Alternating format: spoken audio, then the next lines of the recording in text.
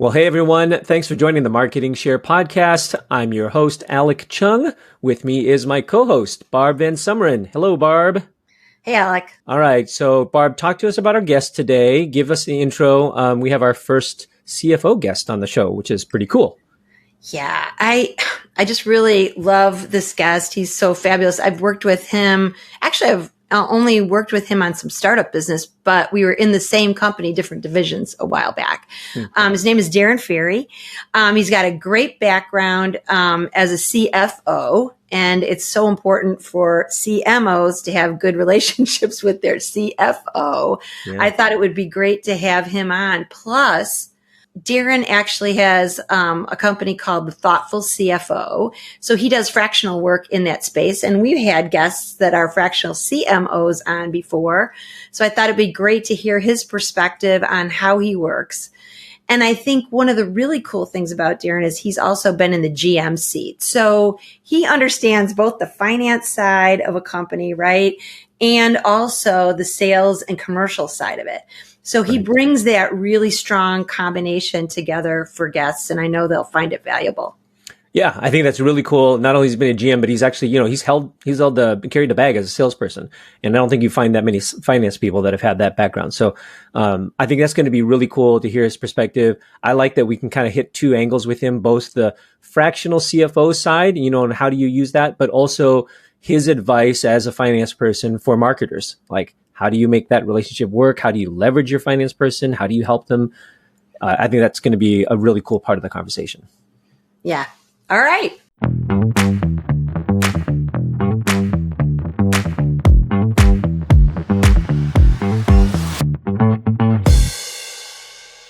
Mr. Darren Ferry, welcome to the Marketing Show. Thanks for joining us. Thanks for having me. Yeah, Barb and I are excited to have you here. You are our first CFO on the show, so this is an honor for you, and we're glad to be doing this. We like to bring in all the different perspectives, and one thing we can definitely say is of all the relationships that CMOs should be developing, we often talk about sales. Sales is like a really big relationship, but I think CFO and the finance is a close second and just as critical. So excited to be getting your perspectives here today. Hey, Darren, good friend of ours from the show, and I've worked with you quite a bit, so that's kind of fun. Tell us a little bit about your career journey, how you got started. I know you haven't just been a CFO, but tell me how that all kind of panned out, and then how you became the thoughtful CFO. Sure. Yeah. No, great to be here. I started out, I was working for a golf company back in the late 90s, when I was working the finance team, and I got advice from a couple people there, which was great advice. And they said, if you're going to stay in finance, you need to get a designation. They said, you'll be capped out if you don't get a designation. And it wasn't really on my radar after school.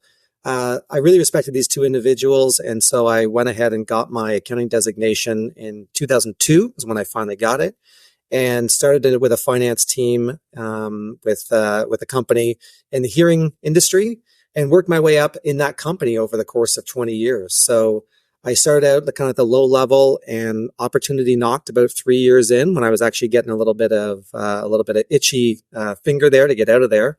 A position opened up as the director of finance for one of the divisions, and I held it for an interim role while they looked for someone else. And I guess I was doing a good enough job that they gave me the job full time. And then after that, about a year later, another division lost their head of finance, and so we decided that I'd give that one a go as well, in a combination role. And so I was overseeing two divisions, kind of doing different things, but in the same space.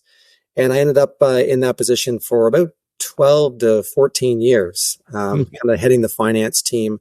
And it was great because it was the first role was really about product development, research and development, and then the marketing of the product, bringing it to market.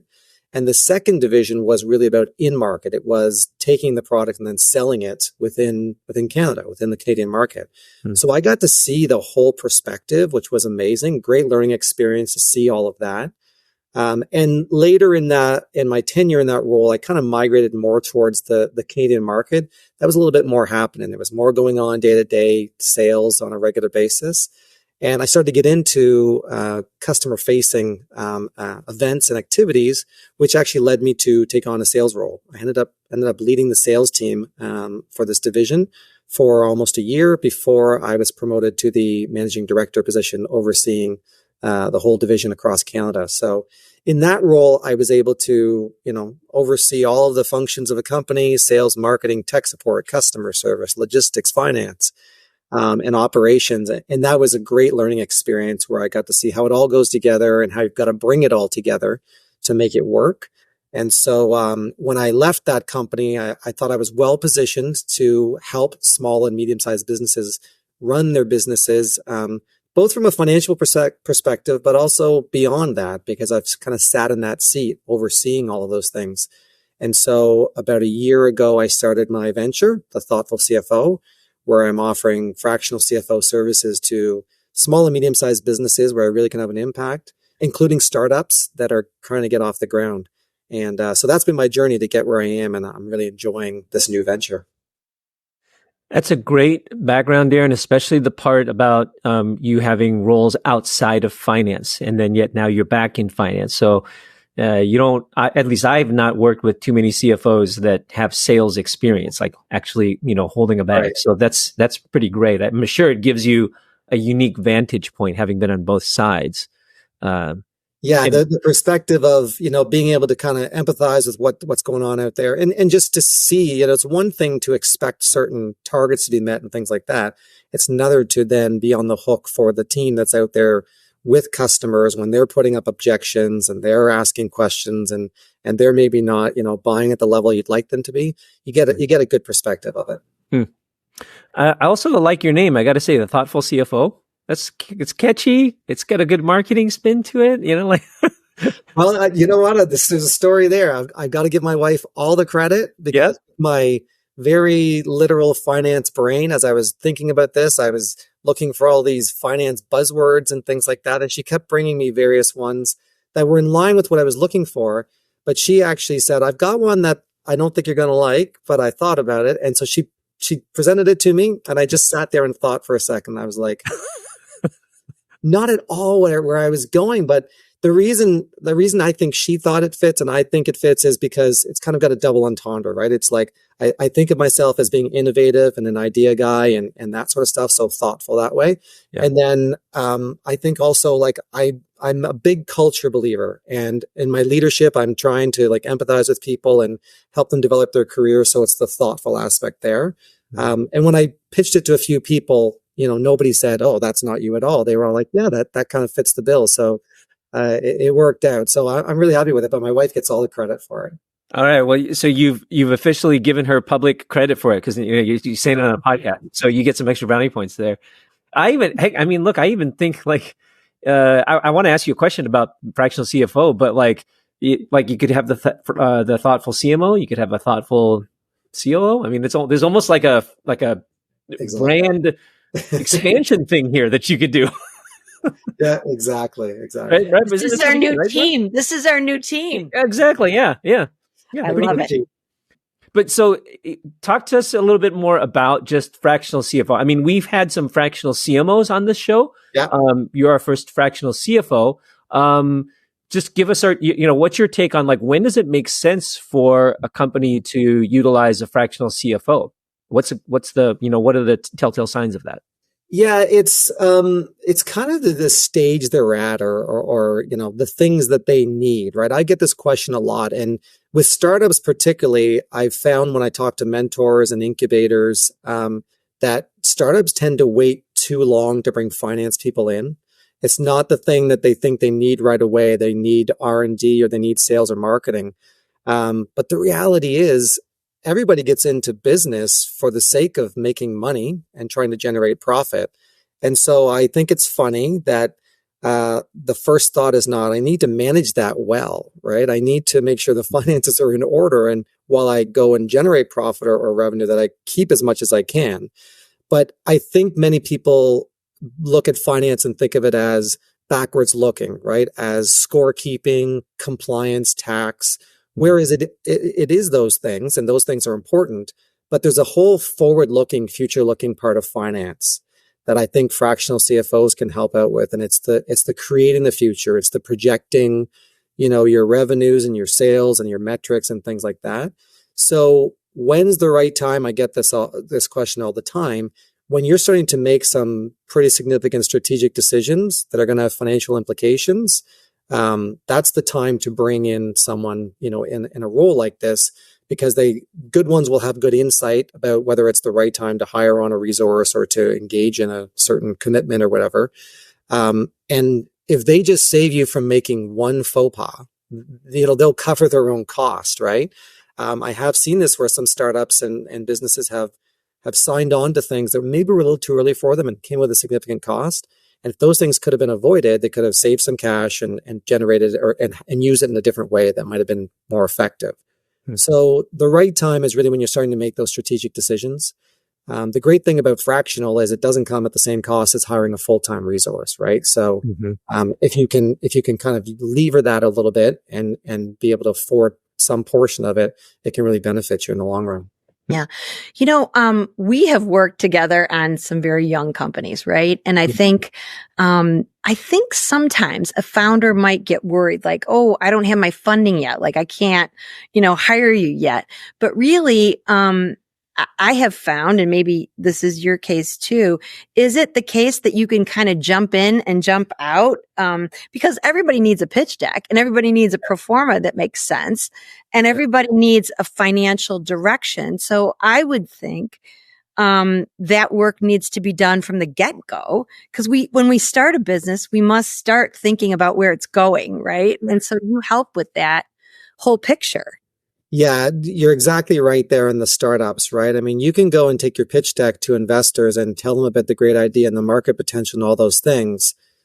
But as I've said to some of the startups I've worked with, they're investors. They're looking to make a profit. You've got to show them, demonstrate to them in a couple of slides financially how this company works and gets them a return on their investment. So it's important that you've got somebody that's put together some good financials to show with the market potential and your great idea, what is possible? What are the revenues for the first couple of years?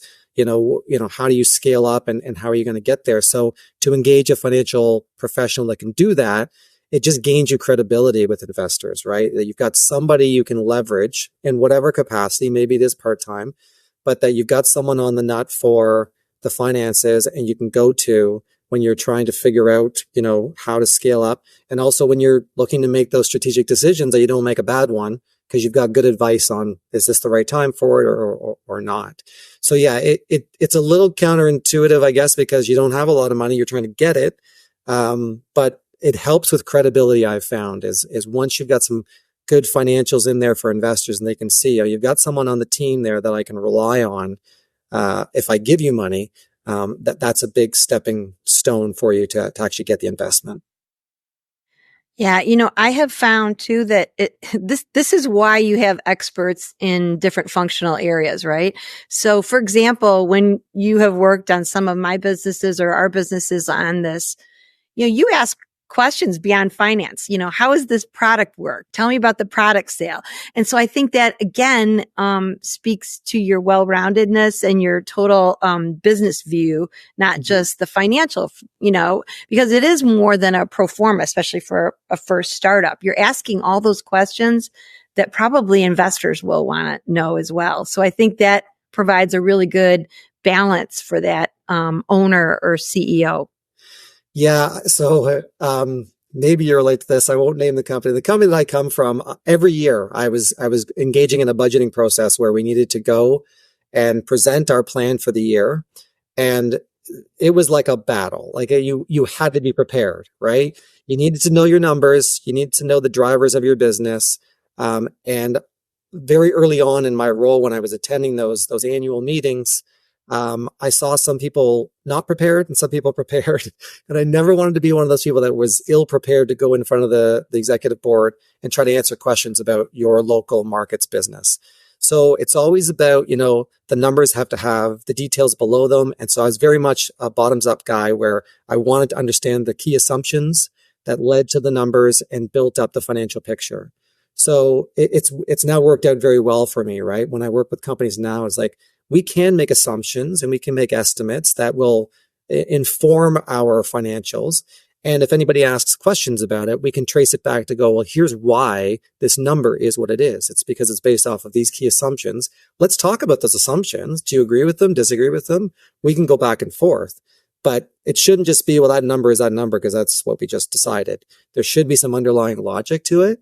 And it served me well. And it's kind of how I counsel companies. Like, there is a way to build up these financials based off of key assumptions. And then as you learn new things, you change the assumptions, right? You change the numbers. You reflect new information you get, maybe from investors. If they give you some insight that you don't have, it's like, good point. Let me update that and see how it impacts our model. Yeah, being part of those budget prep meetings is definitely a good muscle flex for everybody, right? Who's ever needed to defend, your plan or your spend or both. So let's switch gears for a quick minute. I've been lucky to have good relationships with CFOs in my relationship, but talk to the rules of engagement for maybe, a new person or how should a CMO or someone in marketing be in lockstep with their CFO? What's the right, blend for that? What do you think? What makes for a good relationship? There is the stereotypical adversarial relationship, right? Sales, marketing versus finance. And you see this all the time, like they're working against each other. I'm like you. I feel that I've had good relationships with people that have been in those roles. Certainly after I was in the role, I probably was a little bit more empathetic. But even then, I think you could talk to my former colleagues and they would say that, I kind of worked with them. I think the first thing is respect of each other's areas, right? Like, it's not easy to be in the sales and marketing realm. That's where the spotlight is. Everyone's like, oh, the glory and the fame and all that sort of stuff. But that's where the spotlight is. That's where the scrutiny is. And when things aren't going well, they typically go to sales and marketing first. Like, why aren't we getting our targets? So you've got to respect each other's positions, right? And what they bring to the table. The other thing is just like good communication and transparency. I think people in marketing should befriend their finance folks because they can become strong allies for them, right? Oftentimes you're putting together plans or initiatives that you need to get approval on. And to have finance, either the CFO or the finance team, kind of in lockstep with you as you present it maybe to the president or CEO, much more likely to get approved and move forward because, you've got an endorsement from an outside party that's looking at the numbers, to say this is the right thing to do. It's responsible. We're not overspending and that sort of stuff. So to have good relationships with the finance team, they can test you as well. They, a good back and forth to say, do you really need that? Is that the right way of spending the money? And that sort of stuff. That also adds to the relationship. And I think like the combination of the marketing creativity and the financial numbers, putting that together can become a real powerhouse, right? As you evaluate the business and how things are going. So to be in alignment, the two head positions, but also the teams, can make for a much stronger company if there's not kind of, you'd never want to be in that tug of war. You're kind of working against each other or feeling like there's a roadblock there. That's not a good place to be. So you do want to kind of and foster that working together to get the best output from both teams. What would be your advice on how do you kind of befriend finance? What are some things that as a marketer that you would advise, or as a finance person that you would advise a marketer to do? It's like, what is finance interested in? What do they want to hear about? Yeah, I mean, it's like anything. I imagine if you go to somebody and say, hey, I could really use your help. Like, you know what I mean? Like everybody loves to be the hero sort of thing, right? So if a marketing person said, I've got this initiative that I'm working on and I could use some help with the metrics of the numbers, here's what we're trying to achieve. What's the best way to evaluate, success? What are the metrics or whatever? So probably just going and kind of asking for help, saying, I want this to be successful and I want to be responsible with the money that I'm being given. Mm-hmm. So if you could help me walk through that, I think that's a big way to build some brownie points, right? But it goes both ways too. I mean, I think finance has to see themselves in the role of supporting marketing, mm-hmm. supporting sales, right? I don't believe in this, finance, persona of I hold the purse strings and you come and you ask for money and I might give you some. Like that's not the case. Finance should see their role to support. How do I make this happen for marketing, right? Maybe where do we get the money from to make sure this happens for marketing? I think that's the way that finance should be seeing the marketing side as well. I think what marketing people could do is they're probably much more in tune with the business, like what actually happens out there and kind of what you're trying to do. So they can educate the finance people as to what the business is all about and what we're trying to do there. Sometimes you got finance people that are in a finance department and they couldn't tell you really what the company does because they do their job and don't really need to know, right? It's like we sell widgets or something. I don't know. But, the marketing person could educate the finance person on this is what we're trying to do. This is, what customers say and things like that. And it might enlighten them to be able to do a better job in finance, whether that's providing information to their boss or help the company in a different way. So it's definitely a symbiotic relationship. There's opportunities for both sides to kind of help out the other and look for ways to collaborate better. I'm sure you've never heard that in the receivable, right? The receivable conversation, right? Yeah. The sales guy and the receivable conversation. It's a little bit of a rub sometimes. But, in the old days, the marketing person might have been afraid of the, CFO, right? But I think what you said is absolutely perfect. You have to see this person as an advocate for you. And respectfully on the other side, I would think that for CMOs, you respect them if they understand their ROIs better, right? So if you have to think in terms of investment, right, and return all the time in marketing. And I think marketing shifted more that way for sure. But I would think that helps the relationship as well. I think, if you're a marketing person and you're talking the language and you're showing fiscal responsibility, like that you care, we're under budget, over budget, if a finance person comes and brings you the monthly report and it says you've overspent and you're like, oh, well, and keep going, that's not going to win you brownie points. But it is kind of showing that you're concerned about the fiscal responsibility side of things, that you want to stay within budget. I've had both. I've had some people that just thought we were roadblocks and there wasn't a great relationship. And then most of the people that I've had is they've seen us as allies and providing them information and support when they needed it. One small thing that I've always tried to do is it goes more back to the other side of what you said, because within finance, there's also the kind of the accounting function, right? Which is making sure stuff's recorded, making sure that our financials get out. And since I used to be a CPA, so I kind of know that side of it. But I know one thing that I always try to do is I try to communicate to the finance team about, hey, here's some projected spend, or here's stuff that I've already spent, so that they can know about booking prepaids or unearned revenue or stuff like that. Yeah. And I know that's getting into some language that if you're not an accounting background, you don't know what that means, but just letting them know what you've been spending or what your projected spend is, that can help with when the finance is trying to figure out, oh gosh, what are my forecasts look like? That can really help them. That's a huge thing. If I had someone coming to me saying, hey, heads up, next month's going to be a high spend month because we got 3 events or whatever, right. That would be great. It's like, because you hate those surprises, right? Suddenly you think you're on budget from a spend and you don't have the budget next month for a massive spike, and there's going to be one. Yeah. Someone's going to answer for that. And it's probably going to be both marketing. Why'd you spend? And finance. Why didn't you know about this? Right. Right. Absolutely. That's a great example of being a friend to come and say, hey, heads up, you might want to get ahead of this one. Right. Now, let me ask you another question, because I'm going to be kind of just blunt about this. I've had two sort of the both sides of the coin in the finance relationship, right? And sometimes it's at the same company, because it just depends on the state of the company. I've had situations where company is under pressure. So now finance is being tasked with figuring out how to, cut costs. Right. So now finance is coming to me more from the standpoint of, hey, I need to understand what you're spending and why. And that it's because they're trying to figure out where to trim down. On the flip side of that, I've had the other side, which is more like, we're not cost cutting, and finance is actually willing and able to kind of do what you said earlier, which is, hey, I need some help. I've got a new product launch coming out, but I need some help trying to figure out like costs and forecasts and get put together a projection of what that could look like. And then you can lean on finance for support and for some help on that.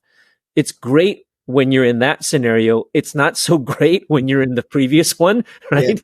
Yeah. So there's kind of a duality there that sometimes you got to be aware of, like, what is the bigger picture in the situation so you know how to work that. I mean, just give me your reaction to that. Yeah, you know what? A good thing to do in any sort of budgeting planning perspective, and I had a VP of R&D who was a master at this. You put your plan, your budget together, and then you start to you get your cut list ready. Like, always have your cut list ready, right? It's just about prioritization. And he was always good. If I'm pressed, this is the first thing to go. Yeah. And if we press further, this is the next thing to go. But what I always appreciated about him, he was like, I need to spell out the implications of these cuts. And this is always the way this is maybe a good thing for marketing folks to know is, it's one thing about being asked to cut things and you can do it.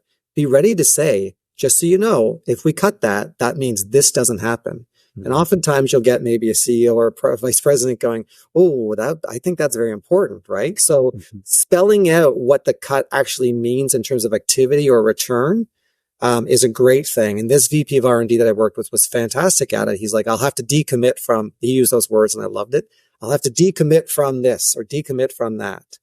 And it's great. It's like, I can do it, but just so you know, you're not going to get the same output from my team or my function because we don't have the funds to do it.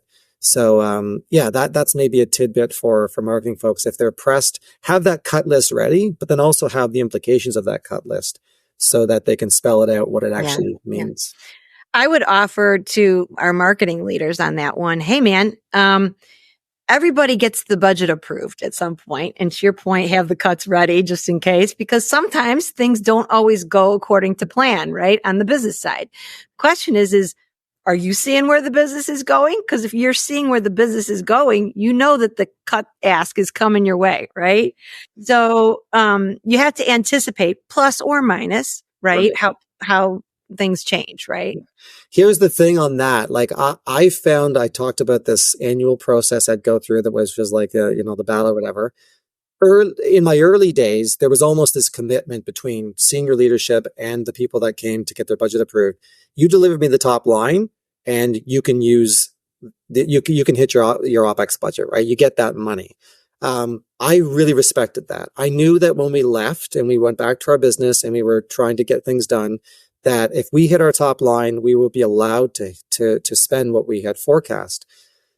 Later on, it kind of, the promise kind of didn't always stick, right? So you hit, Barb knows what I'm talking about.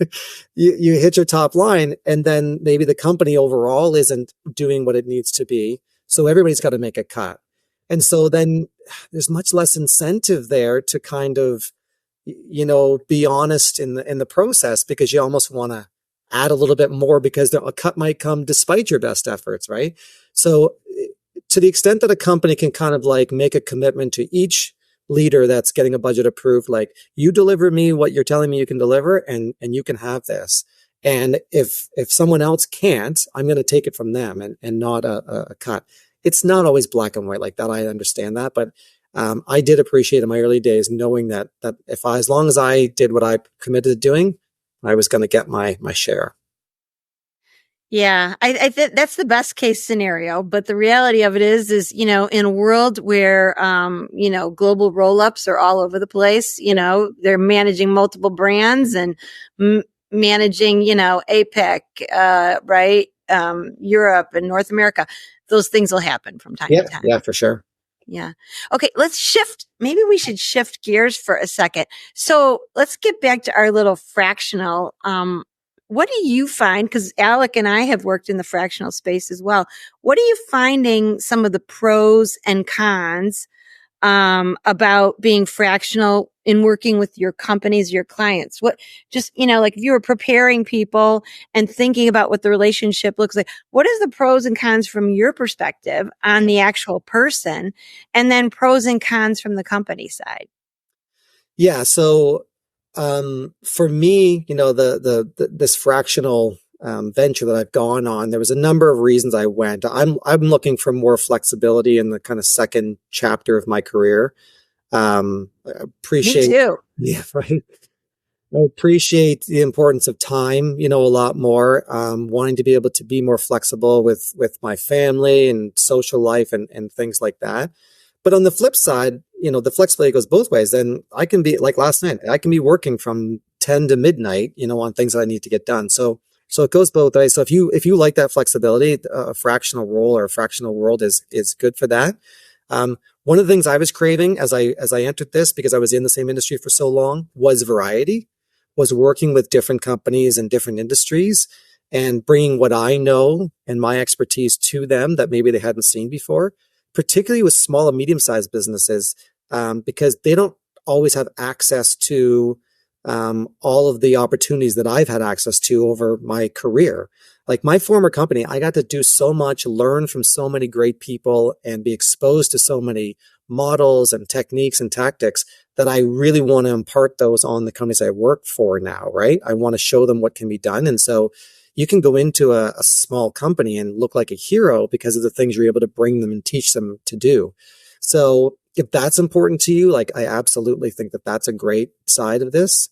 From the company side, like why a fractional person makes sense is this all probably took on a life of its own after the pandemic, right? I'm not sure the fractional world would be where it is if we didn't have that, because, go to a company and go, so I'm going to work for you, but I'm not going to be coming to your office, and I'm not going to be, they'd look at you crazy like, yeah, you're not going to work for me then. Are you kidding me? It doesn't make any sense. Now everyone sees it can work, right? So I can work for a company that's on the West Coast, and I can work for a company in the US and get things done and deliver them, right? So the flexibility aspect for companies to be able to hire people with the expertise and resources all over the world, that maybe have a perfect niche that they're looking for, that's fantastic. That's really great. And it goes both ways.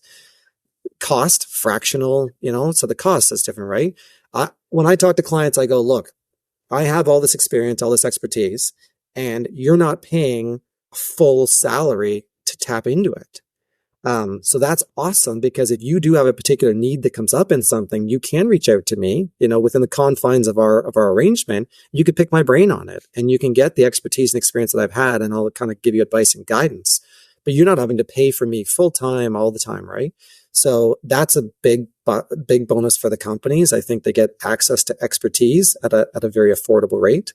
And so again, I think that piece of being able to access different resources from around the globe if you need to, and utilize them. The other thing that I've found actually with some clients is there's so much on the go, and there's so many things they want to get done, and the people that work for them have day jobs. They have their constant stuff they need to do. I've been able to plug in and get some of those things that have been on the to-do list for a long time, get them done, because I'm an outside resource coming in, not distracted by the day-to-day operations of things, being able to kind of move things forward that really moves the business forward. So if there are some important things a CEO or an owner sees going, I really want to get this in place, but nobody has the time to commit to it, a fractional person coming in and spending 3 months or whatever it takes to implement it, and they will have significant time or cost savings for the company. That's a great opportunity for a company to pull the trigger on a fractional resource. In that example there, though, are you talking about where you're just brought in for a particular project? So they've got someone else or another team handling the day-to-day finance responsibilities. Yeah, I mean, I found when I go into companies, sometimes I'm identifying, your accounting system right now is not optimal for what you're trying to do. It's maybe built up over many, many years, and it really needs to be cleaned up. You want to be able to have certain dashboards and metrics and things you want to report on. You're not even capturing the data you need in a certain way to be able to do that. So it could be that, they need to upgrade their systems. They need to migrate to something else. They just need to kind of clean things up. But their current resources are already busy in the day-to-day stuff. So if you've got someone like me that can come in and go, I'm going to put this program or this project together, and I'm going to figure out what needs to get done. I'm going to come and make a proposal to you of here's the things I think we should do. And then I can roll it out to your team, each little bit, that if you can get this done, in the next couple of weeks, then that allows the next person to do this piece. And before you know it, within 3 months, it's all been cleaned up. You've used the team, in place to do it, but you've had someone to oversee that process that has the expertise of how to get it there, and then the project management to make it happen. Well, what we're really talking about is project work too. So you can be a fractional person, like, we've seen several different ways that you can arrange this, right? You can arrange it as, I'm going to be a fractional, CFO or CMO in a company for a startup period that comes in and out. Once you get funding, you may need go to market strategy and those kinds of things, right? So you kind of come in and out. Mm-hmm. But I also see this, and I know people who do advisory work for projects on this. So it's like a project stint that you might be in. And then thirdly, I'll bring in people, right? Because your job is really to overlook and see what the company needs. And from my perspective, it's usually from a CMO perspective, they might need, to your point, an upgraded automation system, right? That's more capable of giving you line of sight to a pipeline from lead to sale. And if that's the case, I'll have to bring in somebody that can help us do that expeditiously, right? So they can work a number of ways. Yeah, there's an important distinction. I think fractional, people don't always understand it. And I've certainly got requests that don't fit with the way that I operate. So for example, about a month ago, someone reached out and said, we have an interim role that we would like you to take on for 3 months. But what they wanted was me full-time for 3 months.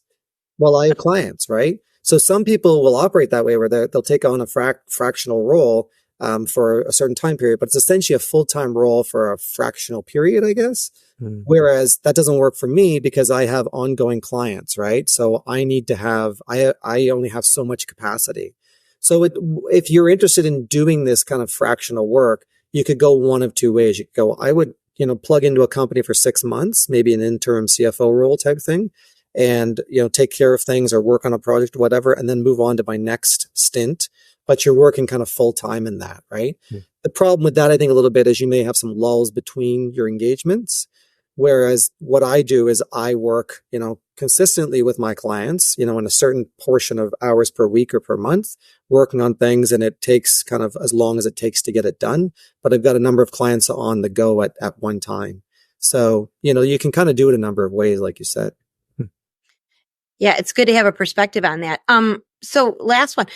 I've seen a lot more fractionals and I'm seeing a lot more flexibles, as I call them. I think the whole marketplace is much more attuned and open to this idea of flexing in and out of some of these work situations, right? Just the two examples that we just talked about. Why do you see that more happening? And do you see this trend continuing? Yeah, I do think, I can't speak to kind of what it looked like before I got in this. I certainly had heard the term of fractional CMO and CFO at the time, but didn't really investigate a whole lot into what that meant or how that worked. Like I said, I think the pandemic has proved and remote work has definitely proved that this can work. I'm curious to see what impact the kind of return to office that's kind of been ongoing for a while is going to have on that. But I don't think the people that have engaged with a fractional executive, the vast majority would be like, it was a very positive experience, right? We got a lot out of that. And I think so for that sake, it's here to stay because I think they would have great things to say about the people they've worked with and the things they've accomplished in this way. The other thing, it's all about flexibility, right? To be able to bring someone in to get something done and not have to make a long-term commitment. It's kind of weird that it's taken us so long to get here, because if you had the opportunity to hire on someone that has the right skill set and everything and have them work for you for a certain time period, but not have to commit to them for like a lifetime or, benefits and compensation and go through, if they don't work out, well, then I've got to go through the termination process and stuff. It's almost like it's the best of both worlds.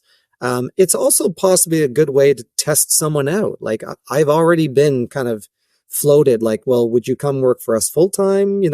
And, I'm enjoying what I'm doing. Right. But it is a way where if you got someone that was a real good resource for you and then you need someone full time, hey, pitch it to them. Say, look, you've worked out amazingly, much better than we expected. We'd love you on our team full time. And, it could lead to a full time role. So I think it's here to stay. I think the benefits are just are too good for the companies to let this go.